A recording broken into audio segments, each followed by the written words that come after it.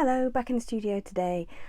This week I am drawing lines, lots of lines. So monoprint lines are some of my favourite things to do, really velvety and scratchy and ragged, and they often add a really lovely element to a piece. And they can add energy and movement or definition and detail.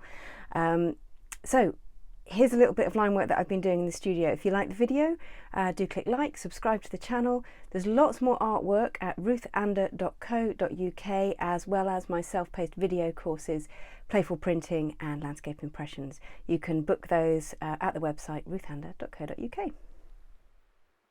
So here I'm rolling out some lovely turquoise colour, and this goes really well with kind of oranges and like the bright red that I've got here, and I'm just going to add just a small amount of it, hopefully to make both the turquoise and the red colour sing out together. And I'm just going to do one line of my kind of usual motif of like field lines, plough lines. Just using my trusty end of my knife, which I almost always use. It's a nice width of line. And of course you can control the line by the tool that you use. So if you use something quite thick, you'll get a much thicker line. And equally you can use, like for instance, the end of the knife is much thinner, and I can use that for really thin lines. And again, I'm doing something really similar here, just trying to be as confident as I can with the line. And there we go, that's really picked up on the sort of ochre yellow. And then I'm going to use the same colour here. This one I'm going to probably be less line, I'm going to have a go at doing lines, but I would like a kind of block of colour at the top. Yeah, I mean I like that, but I think I'm going to do a little bit more.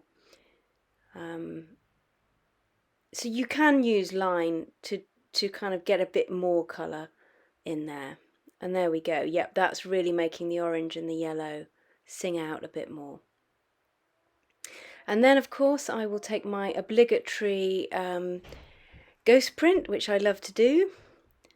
Line work's really good for this actually, because you'll get a lovely negative